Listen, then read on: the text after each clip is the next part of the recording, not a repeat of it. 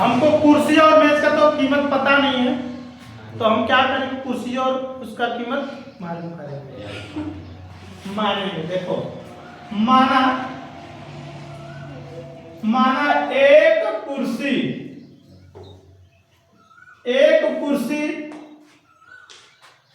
का कीमत x रुपया। माना एक कुर्सी का मूल्य जो है x रुपया, ठीक है बच्चों। और जो मेज है, एक मेज का कीमत जो है,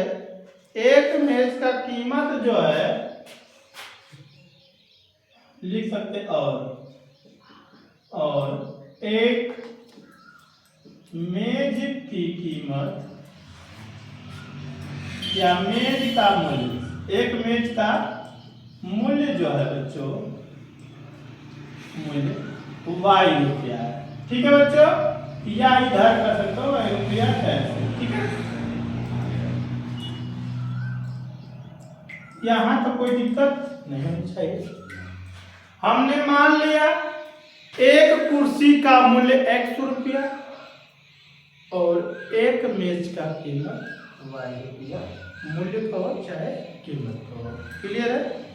लेकिन सवाल में बोला है कि 4 कुर्सी तथा 7 मेजों का मूल्य जो है 360 रुपया। तो एक बात बताना, एक कुर्सी का मूल्य जो है x रुपया है, एक कुर्सी का मूल्य x रुपया है, तो 4 कुर्सी का मूल्य कितना हो जाएगा, 4 गुणे x बराबर 4x होगा, हो कि नहीं। उसी तरह 7 मेज का मूल्य या एक मेज का मूल्य, x y रुपया है, एक मेज का मूल्य कितना है, तो 7 मेज का कीमत 7 का गुणा कर देंगे 7y। अब देखिए कैसे गुणा करेंगे, कहोगे बबुआ कि एगो मेजवा का कीमत x रुपया है, तो 7 गो मेजवा का कीमत पूछी तो ढेर हो ना। एक मेज का y रुपया, मान लो एक मेज का कितना है y रुपया, 7 गो पूछ रहा है, 7 गो मेज का, तो 7 गो का ज्यादा ना होगा, तो ज्यादा खातिर गुणा करेगा, क्या करेगा गुणा। तो हमने कह देंगे कि मां 4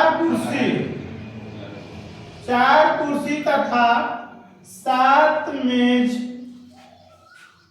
मेजों का मूल्य जो है 360 रुपया,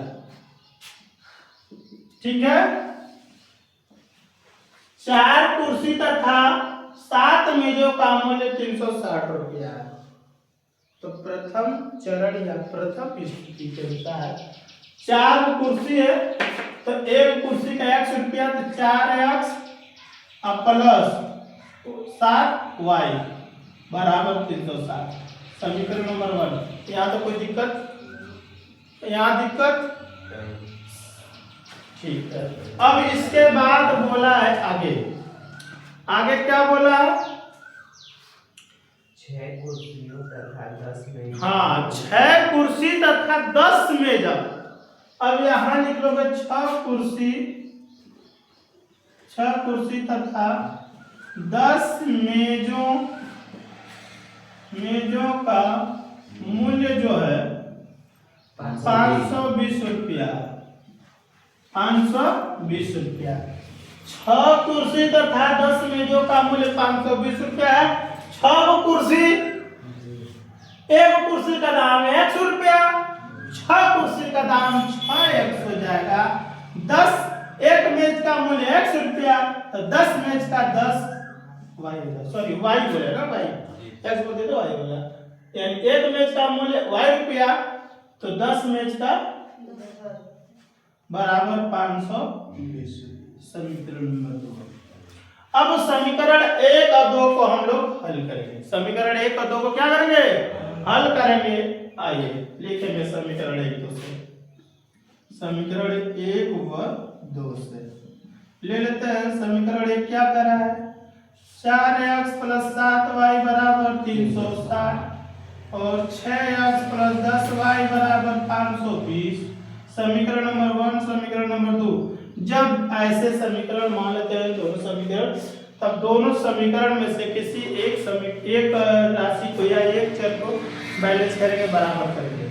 चाहे y वाला को बराबर करो, चाहे x वाला को बराबर करो, किसी तरह किसी को बराबर करना पड़ेगा। अगर हमको यहाँ पे 4x दिया है, नीचे 6y दिया है, तो हम x वाला को बराबर करेंगे तो क्या करेंगे? अगर इसमें 3 का गुणा करेंगे तो 4 3 12, और इसमें 2 का गुणा करेंगे तो 6 गुना के 12, दोनों बराबर हो जाएगा ना। तो लिखेंगे, यहाँ पर हम लिख दे रहे हैं समीकरण 1 में 3 का, समीकरण 2 में, ऐसे गुणा कर लो।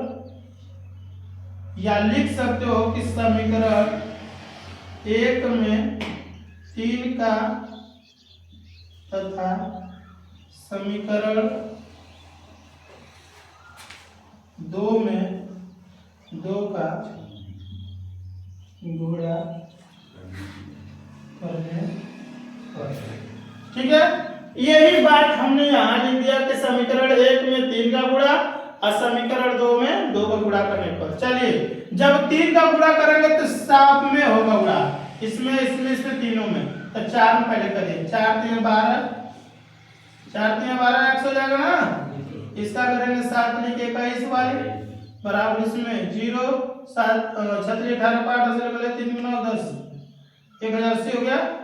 इसमें गुणा कर दो, 6 गुना के 12x, 10 गुना के 20, इसका हो जाएगा 0 4 5। समीकरण नंबर 3 मान लो, समीकरण नंबर 4। ठीक है, अब इसका चिन्ह प्रॉपर्टी बदलेंगे। चिन्ह प्रॉपर्टी बदल लेंगे, प्लस रहेगा तो माइनस, माइनस रहेगा तो प्लस, या कह सकते हैं समीकरण 1 में से 2 घटाने पर दोनों चीज से, प्लस है तो माइनस, माइनस माइनस, ये दोनों सेम सेम है, कट जाएगा। एक प्लस, एक माइनस में, एक प्लस में कट जाएगा। ये माइनस का, ये प्लस का, ये भी प्लस माइनस मिलके माइनस। जब दो चिन्ह समान रही, अगर माइनस माइनस दोनों चिन्ह समान रहता है तो हमेशा जोड़ा जाता है। अगर एगो प्लस एगो माइनस अलग अलग विपरीत रहे तो हमेशा घटी। समझ गया? चलिए आइए,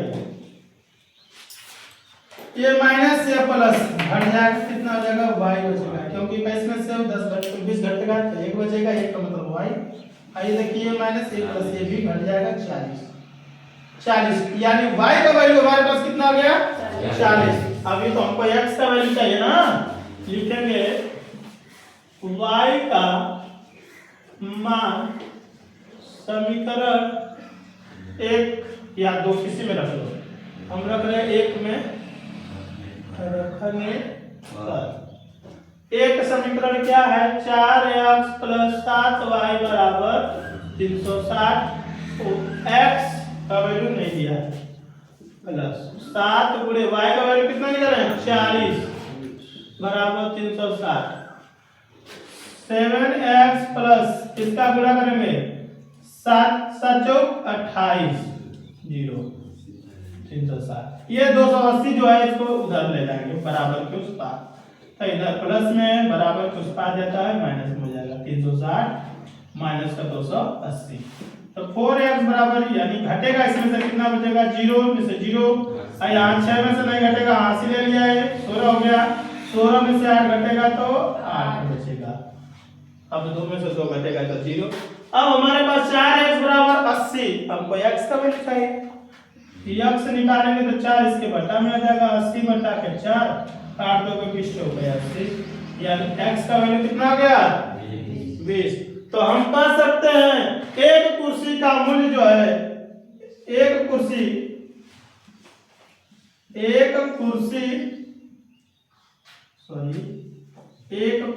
का मूल्य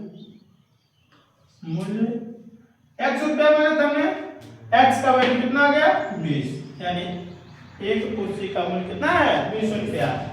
और एक मेज की बात करेंगे, मेज का मूल्य, एक मेज का मूल्य जो है y बराबर कितना निकाले? 40। क्लियर है? हमारे पास निकल के तैयार है एक मेज का कीमत और एक कुर्सी का कीमत। क्लियर है? चलिए कर लीजिए।